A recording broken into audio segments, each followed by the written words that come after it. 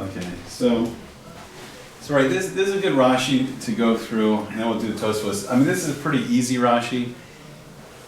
Usually when Rashi and Tosafot is confusing, it's just simply because it's very short, it's abbreviated, and we don't know maybe what they're talking about. But what we do is when we look up what they're talking about, so the easiest way to break down the Rashi and Tosafot is when they're giving us a source, we can just go to that source and look it up. And we're going to see, like, the Tosafot is going to bring your Yerushalmi, and when they bring something, if we just go there and look it up, it's going to become very easy, because they're just giving us the shorthand, they're giving us the abbreviation. It just sounds confusing because we may not be familiar with it.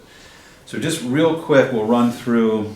So if we didn't understand, okay, so let's read the Rashi before the Gemara, and let's see what Rashi's saying. So Rashi's saying, so he's going on, right, the very first part of the Mishnah, he's going on Haroa Makom Shanasu Bo Nisim Yisra. So this is the first part of the Mishnah. This is our first halakha. The person sees the place where a miracle was done, a miracle done for the Jewish people. Now, so Kagon, so we'll try to just define all the words we get. So Kagon is like, for example, and Kagon is just, now Rashi's going to give us an example of this. So these, for example, these. Okay, so that, it can get confusing because it's like Rashi's saying, for example, these. But what's he saying? He's giving, so Rashi's just saying, for example, these, but he's saying he's going to give us a list of the Nisi. But like, there's not a lot of words, right? It's like Rashi's just not, it's not like, Gemara for dummies or a Mishnah for dummies. It's like, you're going very slow and they're speaking everything out. I don't know what it was. I don't know if it was just like lacks of ink or, what it is, but it was just abbreviated style. Just not use a lot of words, do everything in abbreviated style. So it can sound confusing, like, okay, for example, these. Well, what are these? So it's like we were talking about before. You got to think about it. Okay, what are we doing? We're doing this. We're talking about the place where the miracles happen. So Rashi is saying, for example, these, and he's going to give us a list of these miracles. And then he says, so dikatani means that it was taught. Usually I think it means in a Bracha or Mishnah. Usually it means Mishnah, but here I think it's a Bracha. That it was taught in a Bracha. Okay, do you remember Bracha? We all got the Bracha from last time? That's halacha from Sinai, right? I mean, we're talking. This is the Raisa. Right. So the Raisa, but here we're talking about a Baraisa with a B, like a Baraisa. So right, we talked about before when we were doing or Pesach. We're talking about like Rebbe Yehuda Nasi. He got together everyone's notes. So Rabbi Meir, Rabbi Kiva, all these famous like Tanaim, all their notes, and then what he felt was the best notes, he would put into the Mishnayos, and he made the Mishnahs with them. And there was some parts of the notes where he didn't think like they were as clear or as concise as the Mishnahs, and they were put in the Braisa. Right? So, and I think the collection of the Braisa is called the Tosefta, and we can go into that. So he's saying, so what Rashi's saying is, for example, these, but it's all going on this. So what Rashi could have used a couple more words. He could have gone like, for example, some of the miracles are these, but it sounds confusing because there's so few words. What he's saying is, Kagon Hina, like for example, these, that was taught in a Braisa, the common like later on, or coming up, like we're going to see it later in the Gemara, right? So later on, and then he gives the examples, and then he's saying, okay, so it's the crossing of the Red Sea,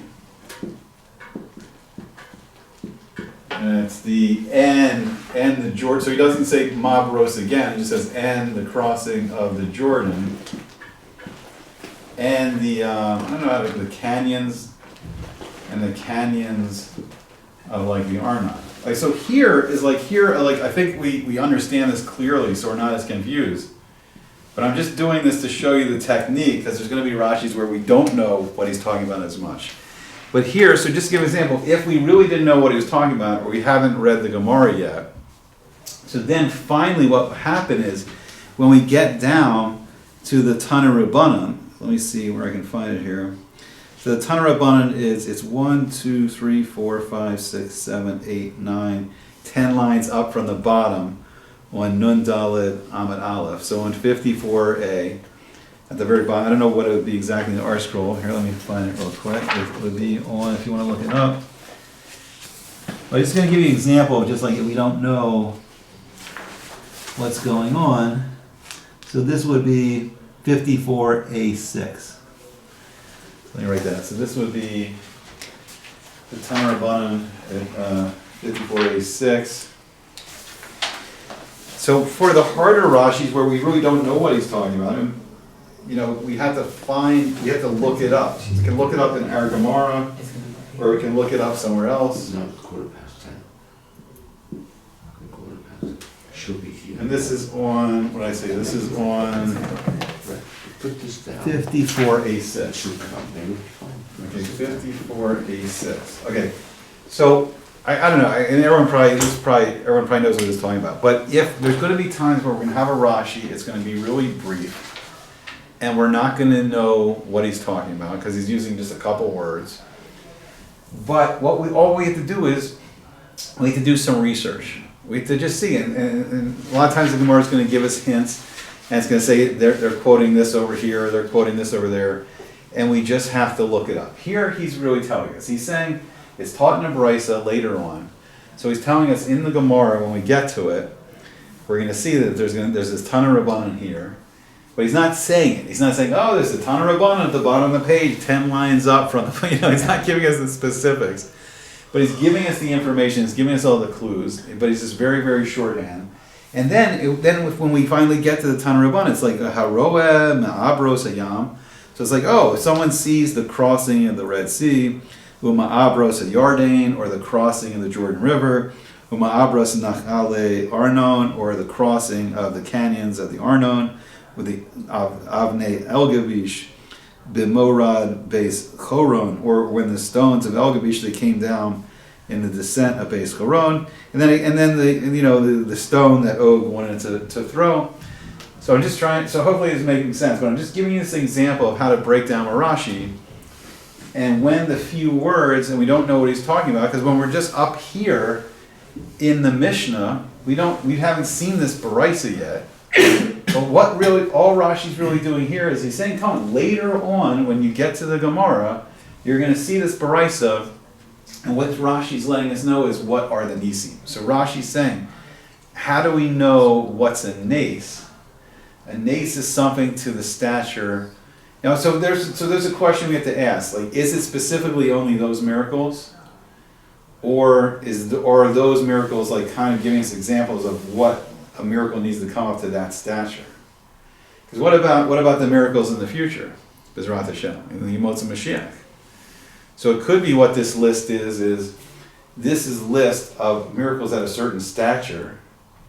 And if they have these specifications, because if you think about it, the Gemara is going to go through an exhaustive effort to start bringing up Sukkim, and it's going to teach, and Midrashim is going to teach about each one of those categories in the Baraisa. And I think the reason it's doing that, it's teaching us the parameters of all these different miracles, and then we understand. If something happens in the future, if a miracle comes up to that level, then we know it. Then we know we have to make a bracha on it. Like for instance, the Kriyas Yamsuf, it's huge. Like we learned during the Seder, there's a whole debate how many miracles were actually done in the Kriyas Yamsuf. That there's more miracles done at the parting of the Red Sea than was done in Egypt. But if you think about it, Og picks up this big rock, and then the Midrash says the ants came and the ants ate a hole in the rock, and then the rock, it seems like a cartoon almost, and then the stone falls on, Og's neck, and then Og's teeth come out, now he's stuck in the rock, and now he can't throw the rock. So, it probably looked very comical and whatever, but that's in the same list. that's in the same list. So what happened there wasn't normal. It wasn't normal. The ant just come and eat through this stone, and then his teeth enlarge, and then the Jewish people were saved from him throwing this massive rock. And each one, and why the Gemara is going through so much effort, is telling us parameters of what qualifies as a miracle at this level, that then we have to make a bracha on it. Alright, so this was easier, and then the Tosafot we'll have to do some more work on. So I think we'll start breaking down the Tosafot piece by piece, and we'll translate it, and we'll see like what Tosafot is saying. Everyone's got this? I can erase this? Okay. Okay, so that we got off easy with that. Rashi, even though it's a good example of how Rashi can be confusing. Because it just, the very, the abbreviated way he's talking about things is tricky sometimes. But all we have to do is look up where he was talking about. Nice. Why did Rashi have to even mention these miracles? It was in the Gemara already. So sometimes, right, sometimes he'll just go like, Mafarish, the comment, the Gemara. And that's an interesting thing too, like why is he saying that? Like why? So just say it, just read the Gemara. Right, so there's something, that's a good question, because there's something Rashi wanted us to know. Because he could have just said, Lakaman, Mafarish Gemara. He could have said one of his classic, this is going to be explained in the Gemara. So, I don't know, there was something that was compelling him to give us the first three on the list in the Bracha, and tell us that the Bracha is coming. Because maybe what he's answering is, what kind of miracles? Because maybe that's like a lot of people are bothered by, what kind of miracles? So I'm limiting it. So for whatever reason, he felt like, I'm going to tell you that some of the miracles that are coming, and they're going to be in this Bracha, in the Gemara. I don't know why he gave more details than that, but maybe that could be a good marashah. Maybe that's a good way to use a marashah there if he comments on it to explain why Rashi's doing that. I'll try to look. To go with you with Rabbi Ellen, that these are X number of miracles, maybe 5 or 6 or 7, but there's 68,000 miracles. Yeah. That they're not mentioned. Yeah. Right. Why would they not mention? Is this a specific group for a specific reason? I think those are like, I think because it goes through so much detail. The Gemara goes through so much detail on each one. Right.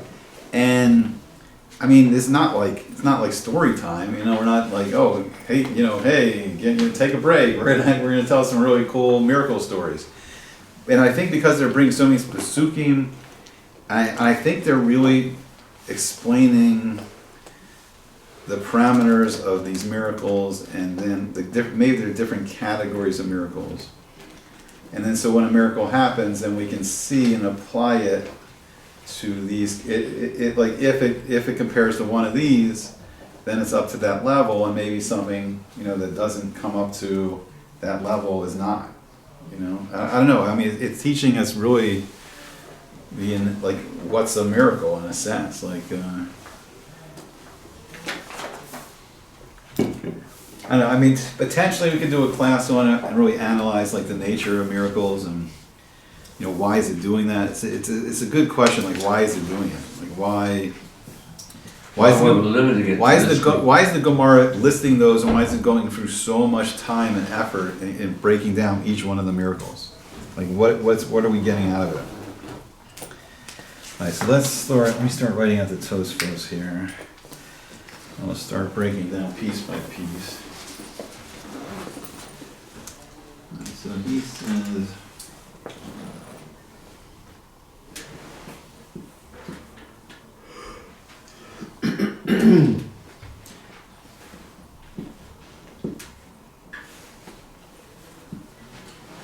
I tried to look up a little bit of the historical background. I still could find some more information on Rabbeinu Shemaiah.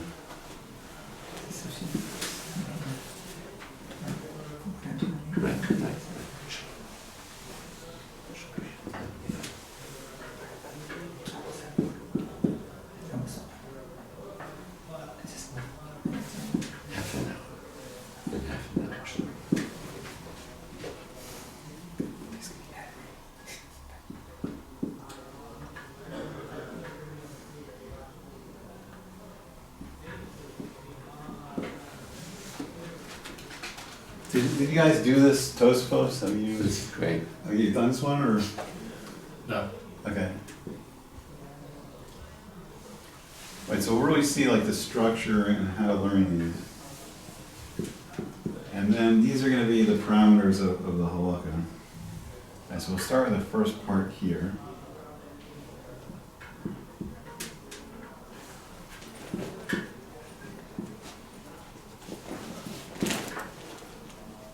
I mean, Tosafot is basically saying, this is not what Rashi covered, so I'm covering something different. Yeah, and we can talk about that too. We can talk about like it's very interesting, different discussion in some ways here. Okay, so right, so they right, Tosafot is okay. So Rashi was immediately drawn to explain. Right, in Haroeh Makom Shenasa Bo Nisim L'Yisrael, Rashi felt that he had to start explaining this category of miracles, Nisim. What are these Nisim? Okay, these are, he says these are, and then he gives a list from the Baraisa, and says there's going to be a Baraisa later on, and he gives three examples, and he said, etc., like it's going to continue to the end. Now Tosafot, on the other hand, Tosafot says something else that Rashi didn't deal with. And Tosafot wants to explain why the Mishnah just says Baruch. Why does it just say Baruch?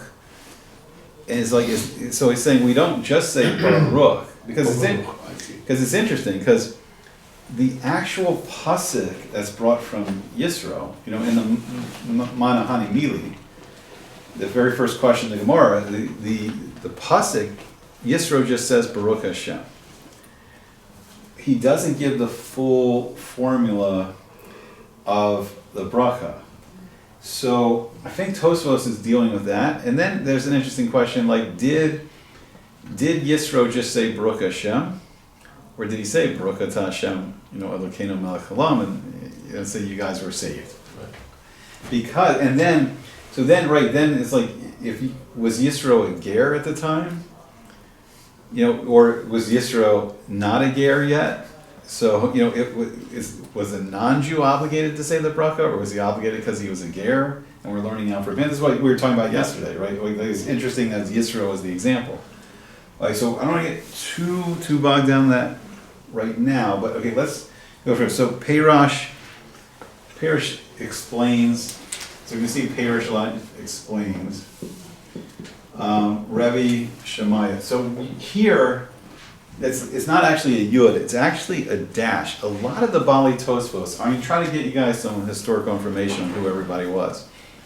A lot of times they call people Rabbeinu. Because in a sense, and you'll see, they say, and then when they just say Rabbeinu, they're referring to Rashi. Because who the Bali Tosafos are, they're the students of Rashi, they're the grandsons of Rashi, they can be great-grandsons of Rashi, but they were all the students. Whatever yeshiva that Rashi started, we're just going to get generations and generations and generations of students at that school, at that yeshiva, and they're going to quote each other, and then Rashi's like the main teacher. So there could be like Rashi was in Rashi was in the 11th century. And I looked up one here, I think the Ri Azaki, and I think he was in the 12th century. And then there's the later Tosafos that maybe they didn't even learn from Rashi directly. They may have just learned from, Rashi's students, who then became their Rebbeim. But there's a whole transmission at this school, the Tosafos, and they're going to quote each other. But and also we always have to pay attention when someone says Rebbeinu. It's worth the effort to look up and understand who their Rebbe was. We'll see it with the Torah. The Torah is going to, we talk about it a little bit. He's going to say, what does it say? Adoni Avi, like he calls his father, who's the Rosh. So anytime he quotes the Rosh, he gives this nice little kavod, and he says Adoni Avi, and he says the Rosh says this, and his father's the Rosh. The Torah's father's the Rosh.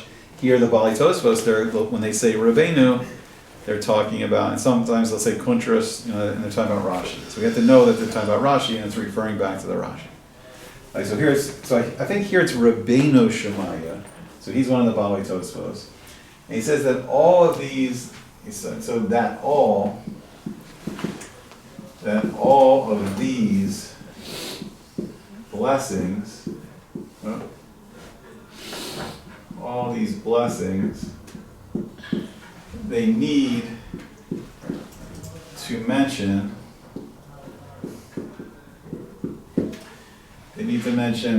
one of the names of Hashem and kingship. And then he gives an example. So here the name of Hashem is mentioned. So this is the Shem, this is the name. And then here the kingship is that he's, that Hashem's king of the universe.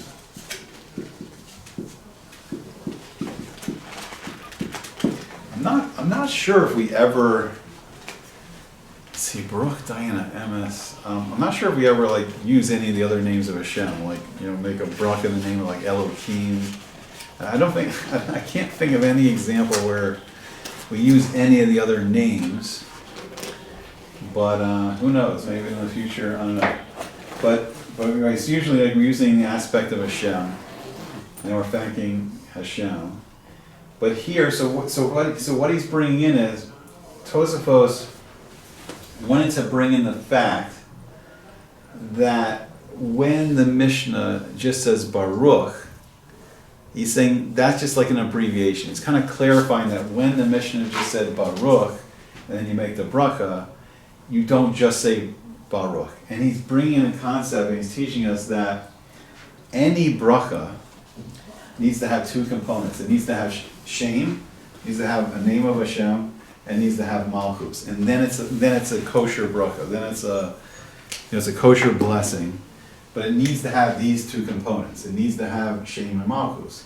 And we see, right, most brachas, they have Baruch atah Hashem, Elokeinu melech haolam. So it's interesting. So then, there's questions like in Shemona Esrei.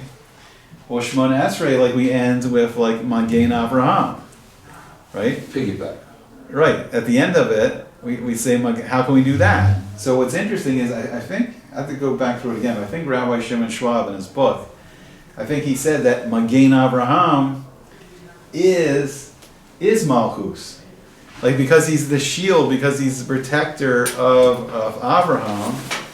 And Avraham, if you think about it, is he's the father of the multitude of nations. So if Hashem's protecting Avraham, he's showing that he's ruling over the whole world. Hashem's ruling over the world. So really just mentioning Magen Avraham is okay for Malchus. But generally almost every bracha has this formula. And Tosafot, so the first thing Tosafot is teaching is that a bracha needs this formula. So even though it just says Baruch in the Mishnah, it's teaching us that no, that's really just shorthand, and a bracha has to have the formula. They have to have Shem and Malchus.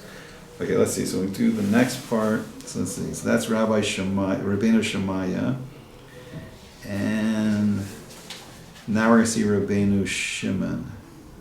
Is Tosafot saying what Rashi didn't say? Yeah, it's very. You're gonna wait till the end of it. It doesn't. Wait here for a few minutes. It doesn't seem like he's commenting on what Rashi said. It doesn't seem like the Tosafos are commenting on what Rashi said. Is he completing what Rashi didn't say? It seems like that. It seems like Rashi didn't mention about the Baruch and the form of the. Yeah, Rashi didn't mention that. He says it, though. Rashi took care of mentioning about what Nisim means. So we're going to mention what this. the Nisim are, you mean? What the Nisim are. Right. So we're going to take care of this. We're going to take care of clearing up what a bracha is. Because Rashi didn't mention it. Right? It doesn't seem like they're commenting on Rashi. It seems like they're adding. Rashi didn't say this, so we're going to add And what's he adding? Adding what a bracha has to be. For it to be a legitimate bracha, Oh, it has to have Shem and Malchus. It has to I have see. Baruch atah Hashem, Elokeinu melech haolam. I see. It has to have both. So yeah, this is, I don't know, this is just, Rashi didn't mention this, we feel it's important to mention it. It's kind of almost like the dynamic of like the Tanaim and the Amoraim. But it doesn't seem like they're expounding, it could be, I don't know, I just don't see it right now. It seems like they're just adding something else. They're talking about a different subject. He didn't add new Nissim either. Yeah, no, he didn't comment on what Rashi was commenting on, and the first step in the Tosafos was that they wanted to clarify what a bracha is. Alright, so then we'll go to that, and that's Rabbeinu Shemaiah, and then we'll see the next, who he brings next, who they bring next. I can erase this. This is good. Rabbi Shemaiah Okay. comes out of where? I think he's one of the Bali Tosafos. And Is he in Amora? no, I think he's one of the Tosafos. So because they call people like Rabbeinu, like the next. Oh, I see. The next person is like Rabbeinu Shimon Mikotzi. That's his name. And I couldn't find so much historical information yet on them. I have a good book on Rishonim, so I'm going to try to find out who they are. And what I'd like to give you guys is a list of everyone we're going to go through, all the Rishonim, as we do the halakha. For Tosafot to bring him in, he's got to be a major player. Right, so the Tosafos are going to refer to a lot of people as Rabbeinu. And I think what's going on there is these were the main teachers at the yeshiva. Of Tosafos. At the Tosafot, at the yeshiva, Rashi's yeshiva. Right. And so this is these are the main teachers, and they're going to refer to them as like Rabbeinu, because this is their teacher. And I think like the Tosafos was kind of compiled over a while. It was notes that were being taken by the students of Rashi, and I think over a period of time, they were kind of compiled. And He's not using one of the Amoraim. Not to say this. I think here now he is going to quote Rebbe Zera, but they're going to let us know that it's coming from the Yerushalmi. So I think I have to look this up, but this could be one of the Rebbeim in the yeshiva rather than I think mainly everyone they quote in a Tosafos are the Rebbeim at the yeshiva, and then if they go outside to quote a Tana or quote a Mora, they're going to tell you specifically. That's what they do. We'll see. We'll see in this one. This is a good one to see that. Okay, so we'll go to the next one, and I think that's a good rule for them. I think assume they're talking about other Bali Tosafos, they'll say Rabbeinu or Kuntras for Rashi, and I guess unless they tell us otherwise, unless they specifically say they're quoting someone else, assume that's just all the Bali Tosafos. They're quoting inside their own organization. All right, so then the next one here, so let's see, the next one here, they're going to quote next, right, Rabbeinu Shimon. So then it's going to say V'chein. Now they're going to add something else. And we're going to see where does it go? Where does it go from here? So now it's V'chein, a Kasav. Now here they wrote Rabbeinu out. I think it was Rabbeinu Shemaiah, but they abbreviated it. So here it's Rabbeinu Shemshon. Yeah, I did try to find out exactly who they were. I'm going to have to do more research on it. He's from Kotzi. So we'll have to get exactly who he is. And he says Ki. And then I think here he's talking about the Re. And I think that there was two Re's. There's the Ria Zakain, and it's usually the Ria Zakain. And then there's another Re. So Hayo Ragil. Hayo Ragil Levarech.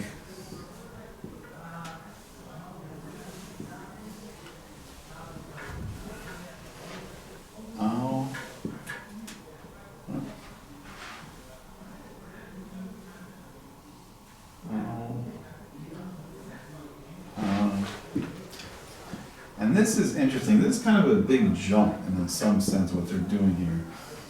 And we'll talk about that. Rook, Ta, Shem, Kinu.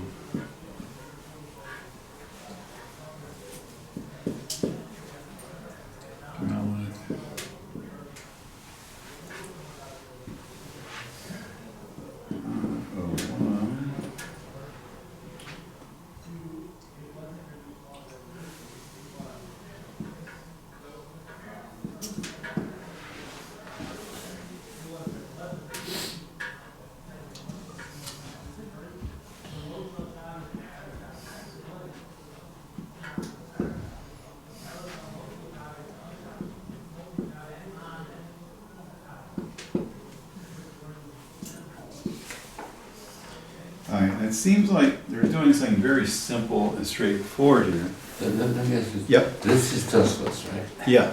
Which page is that? 'Cause Oh, sure, let me the show doc you. is super specially good in Okay, Tosafot. so we're going to this Tosafot here, we're going for this We Tosafot. maybe had doctor read it for us. Okay. It's a hand, so. Yeah. It says it.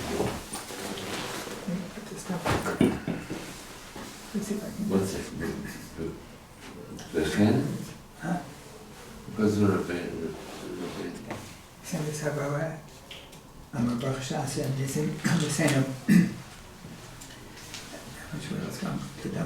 Seeing, and someone says that he made miracles, Love saying for our of us, etc.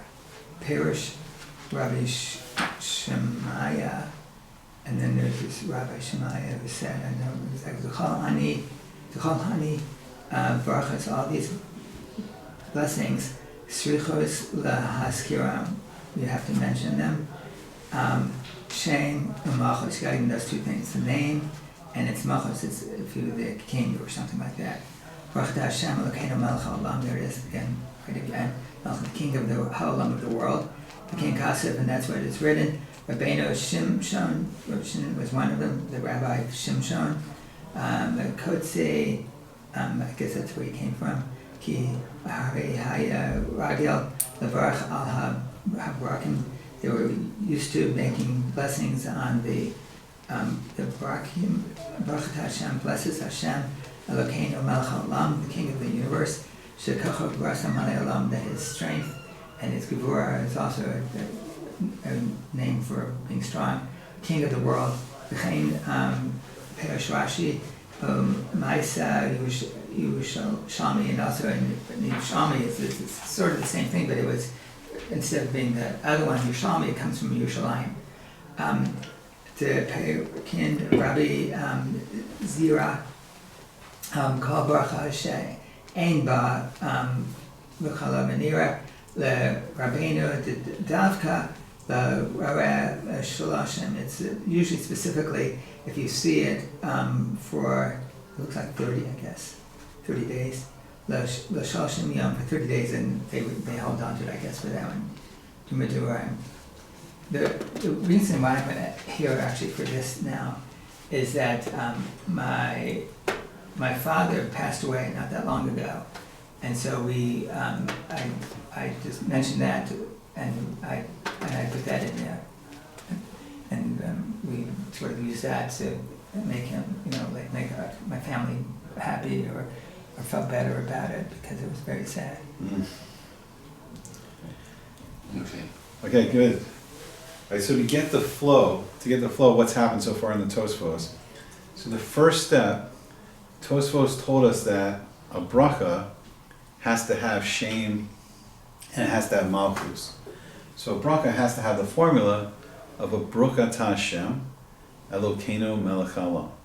So then, what he does next in this step, so now they bring Rabbeinu Shimshon Mikotzi from Kos, and he's going to give an example. It's going to say, so he says, and so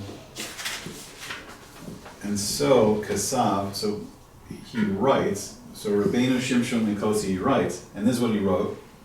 He wrote that when the Re, I think this is the Re Azaking, when the Re was regil, like, I don't know how to, regular, like I don't know the best way to translate it, like when usually he would make a blessing, let me say usually he would make a blessing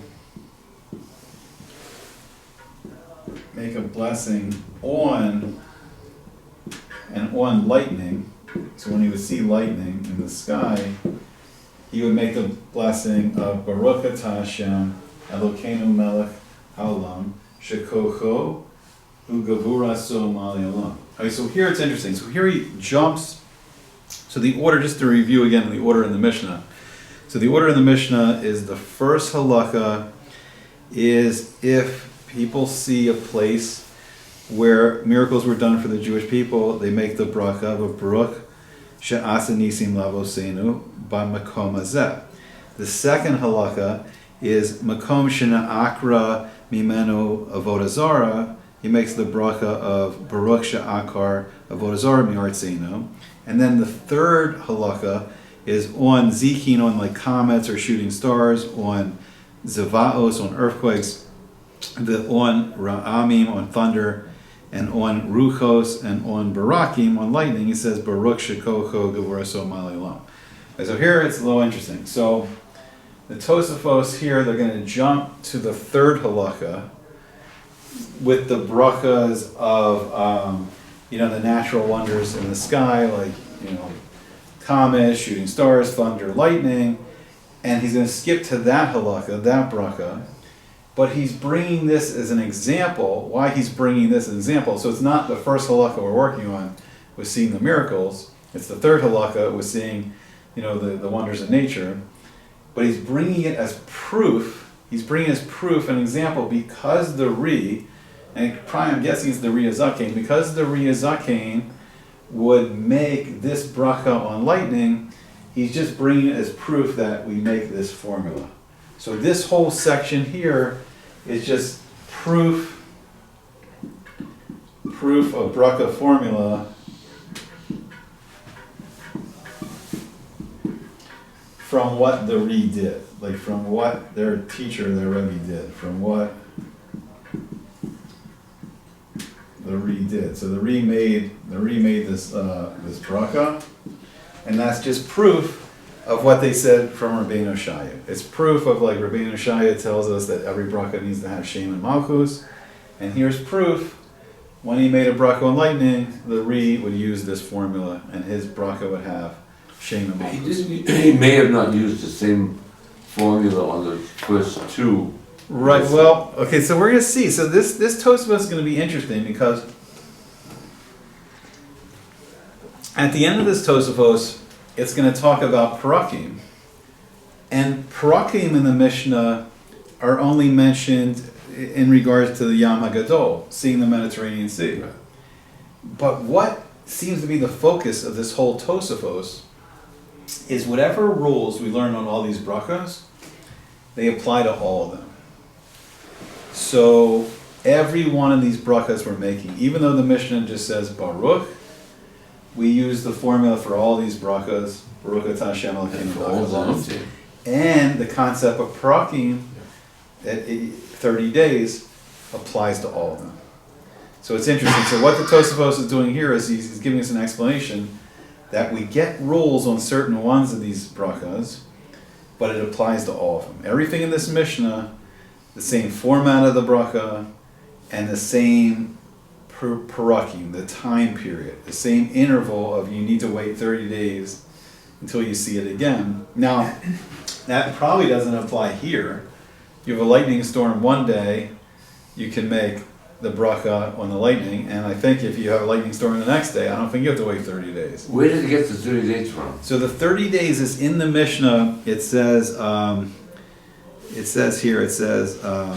Yehuda Omer, he says, Haroa es Hayam Hagadol Omer. So he says someone sees the great sea, he sees the Mediterranean Sea, and he says, Baruch she'asa es Hayam Hagadol. And the person can make the bracha on the great ocean. And then he says, Bisman Shiro'ehu the Parakim. But he puts the specification on there, the stipulation, that it's only when he sees the Mediterranean Sea in this time of parakim.